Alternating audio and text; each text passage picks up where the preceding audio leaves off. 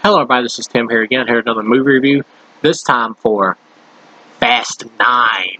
9 Fast, 9 Furious. Back with Vin Diesel and now John Cena, Michelle Rodriguez, Tyrese Gibson, and Ludacris Bridges.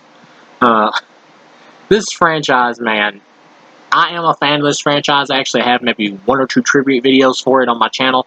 I like this franchise. I am a big fan of Fast and the Furious. I haven't reviewed very many of the movies. Maybe I will someday, like go through the films or whatever. But to just kind of give a brief rundown about how I feel about them. To me, these films have always been pretty silly, even with the first one. The first film is just a rip-off of Point Break. And that's not to say that it's bad because of being a rip-off of Point Break. Lots of films are rip-offs of other films or cash-ins on other films. All that matters is are they well done. The first film, if I just compare it directly to Point Break, then yeah, it's not that good. But as a film on its own, that's just a rip-off of Point Break. It's easily a good time. Harmless good time. Too Fast, Too Furious, I barely remember. It's been so long since I've seen that one. That one's generally regarded as the worst of the series, at least up until now. But yeah, that one, I still remember having like a passable to like okay time with that one. Paul Walker's acting is pretty bad in the first 2 movies, but he gets better as the series goes along. His acting is actually the worst in Part 2, but he does get better as the series goes along. Starting with Part 4, he gets better, and that's when I start to really like him, is when he comes back in Part 4. Tokyo Drift, I actually really enjoy. I don't know if I did a review for that one or not, but I don't think I did. Tokyo Drift, I do enjoy. I like Tokyo Drift. That one's a kind of love it or hate it movie. I enjoyed it. If you're into the Fast and Furious movies for the street racing aspect, that one's pretty much the only one that's strictly about the racing, really, about drifting in Tokyo. So yeah, I really enjoyed that one. I think that was the first one done by Justin Lin. Fast and the Furious 4, this is when the series pretty much transforms like almost nearly totally away from cars and just kind of becomes like an action movie franchise. The transformation is fully complete with Part 5, but it starts here.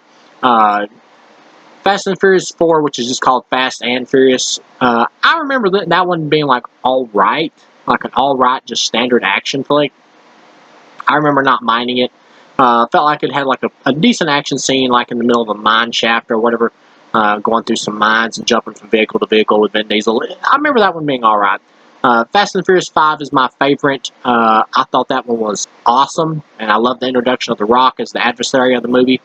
Him and Vin Diesel's like fight scene in the movie was really cool. Probably the best fight scene in the series. Well, yeah, I think it is, in my opinion.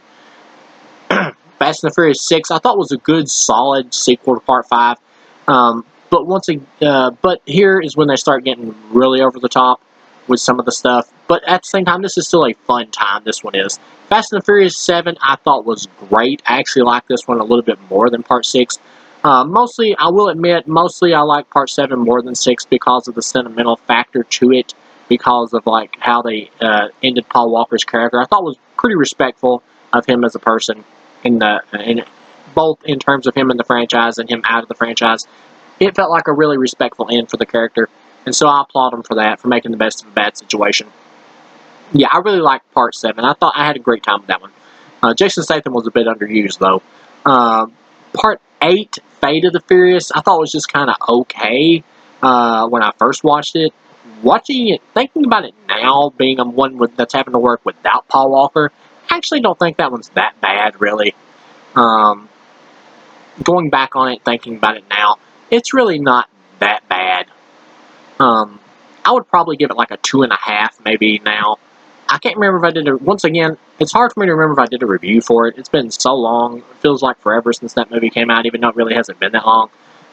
But yeah, I think when I first watched it, I gave it like maybe a 2 in my mind. Now I'd probably give it like a 2.5. It's alright, harmless. Fast and the Furious, Hobbs and Shaw. I actually really enjoyed Hobbs and Shaw. I had a really good time with that one. It was really fun. It's dumb, very dumb, but I'm okay with dumbness as long as there's an actor in it who can really sell it and has a lot of like fun charisma in terms of the dumbness to go with him with the ride. And The Rock and Jason Statham have that for me in that movie. So it's just kind of overlong though. But other than that, I really enjoyed that. And Idris Elba going, "I'm Black Superman." Yeah, there's obviously nobody's taking this seriously. I had a fun time with that one. I look forward to the sequel. This one, Fast 9, I'll just go ahead and say it.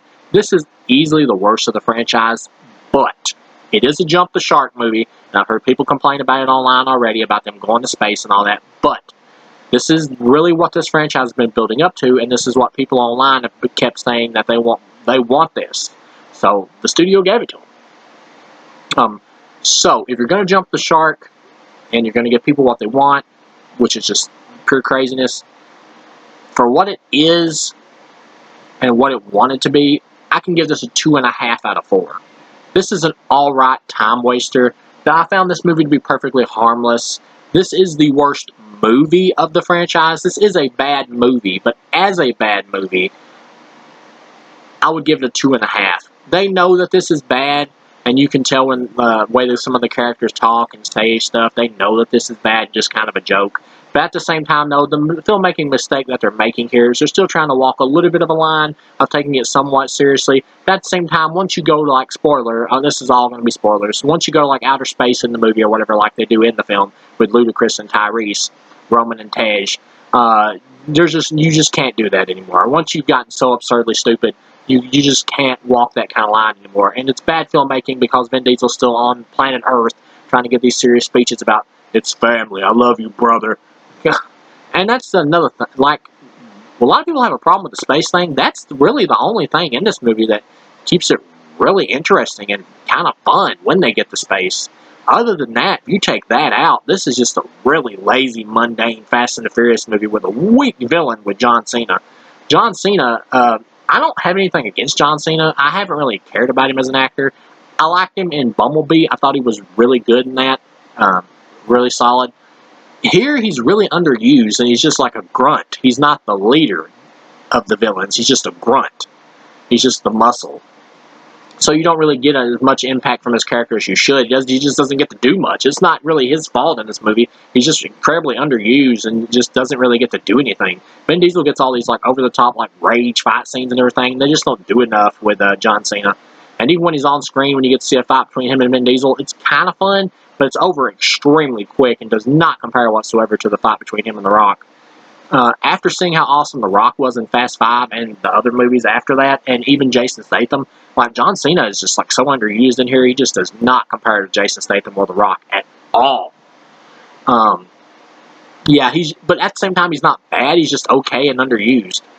But of course, by the end of the movie, he turns good because the dude he's working for like just randomly turns against him to work with Charlize Theron, who they've actually kidnapped and are keeping in a glass box for the whole movie. She really does nothing until the end of the movie when she teams up with the main villain. And the main villain really sucks. He's just like this whiny rich kid. The plot is just really lazy and stupid and ridiculous. It's just like some kind of virus thing they want to open up above the Earth or something with a satellite or whatever. They need like this little Asian girl to do it. And spoiler, we find out Han is alive, and we find out Mr. Nobody or whatever, Kurt Russell's character from the other movies, pretty much like faked his death, and he was actually really secretly before Lucas Black showed up in Tokyo Drift. He was an agent for Mr. Nobody, Han was. So it's they come up with like this really convoluted answer to get Han back in the franchise. I know why they did. It's because Justin Lin is back directing this, and Han was his character who he brought in from Better Luck Tomorrow. And he pretty much killed his character off when he thought he was leaving the franchise, but now that he's back, he just wants to bring him back. The problem here is they try to come up with this big convoluted reason for why he's back. If they would have just came up with something like really silly and kept this movie's tone like consistent with the space stuff when it happens, like even like really silly throughout, then his rebirth or return to the franchise would have been much more acceptable. All they would have had to have said is that Mr. Nobody like took his body and used the same nanotechnology or whatever from Hobbs and Shaw, not to give him superpowers, but just to like heal his body or whatever. That's it. That's really all you needed. That would have been fine. They didn't need this big convoluted answer that he was working for Mr. Nobody and all that shit. You didn't really need that. You could have just said that he just took his body from the morgue or dug it up or something or whatever and had been working on it with nanotechnology so he could just do it as a favor for Dom or something. These movies have gotten so ridiculous, that would have been perfectly acceptable as an answer. The biggest problem here is that Vin Diesel, he's specifically playing his role almost totally serious. Meanwhile, they're going into outer space and all that. That's why the silliness works better in something like Hobbs and Shaw than it does here. Because no matter how silly that movie got with super villain Idris Elba, The Rock and Jason Statham were like winking at each other the whole time, like, "Hey, you know this is stupid, right? Yeah, we love it." And you could tell they were in on the joke. Like Vin Diesel, he's still taking this partially serious. Like I don't know if he's really in on the joke. Or, I think he is. I think it's just bad filmmaking and direction by the director, who's still trying to take this somewhat serious, and that's just the mistake of the movie.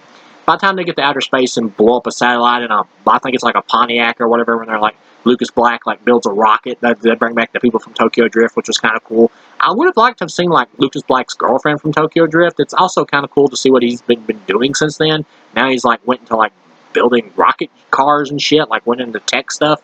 It's kind of neat. Makes me want to like see another Tokyo Drift movie with just him and Han again or something.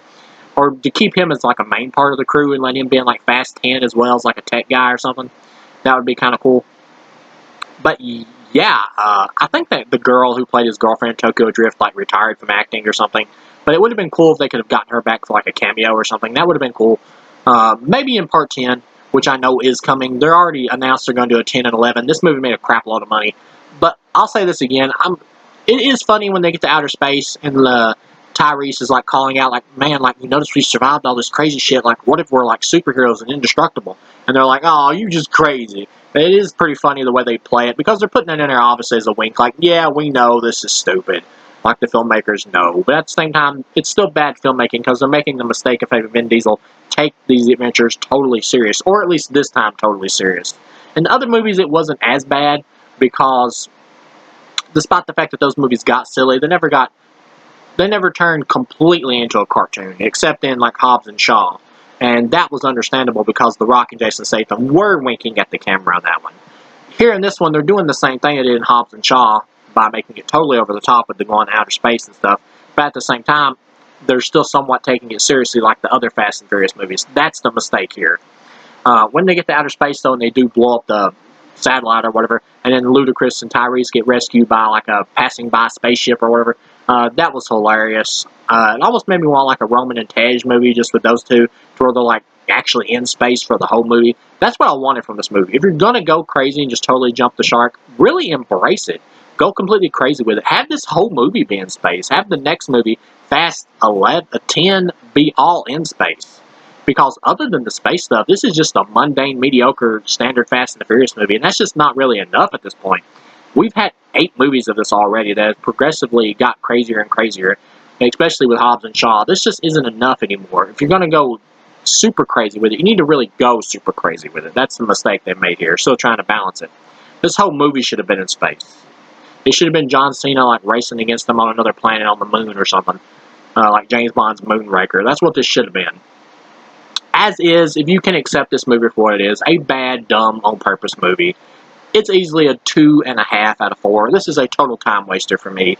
Like I say, I'm being honest. This is a bad movie. It is the worst of the series, easily the worst written and worst put together. But if you can accept that if you can accept the movie for what it is, a bad movie, which it even partially knows it is, there's some fun to be had here with the outer space stuff. This is a totally harmless movie that I could easily put on, watch, and kill time with. For that, I can give it a 2.5. It's just bad, fun entertainment. Bad, somewhat fun entertainment. For Fast 10, if they're going to try to do something crazy again, they should keep the whole movie crazy. Don't even try to bring in like the stupid family stuff or whatever. Just go totally crazy with it. And I know why they're still trying to keep the family thing in there. It's because they're afraid if they go totally crazy and don't have like Vin Diesel giving the family speeches, that they'll lose the target audience of the hardcore fans. But I really believe at this point, after 9 movies, or the 8 before this, well, 9 if you count Hobbs and Shaw, that people have kind of moved on from that. Like, we're okay, we understand that these movies are just retarded, for lack of a better word. So, just go full crazy with it. I don't think does anyone really care at this point if they go crazier and crazier? I mean, if they were to bring in, like, dinosaurs or time travel, like a Back to the Future car, would anyone really care? I don't think so. I think we would just have fun with it. Like, the crazier they make it, hell, sounds like a blast. For me, yeah, this is a 2.5 out of 4. We should have embraced the craziness more. But I found this movie to be totally harmless. Some people are going to hate this movie, and they're not wrong for hating it. This is a bad movie. But for me, I can accept it for what it is. A somewhat entertaining bad movie. So thank you guys for watching, and I'll see you again.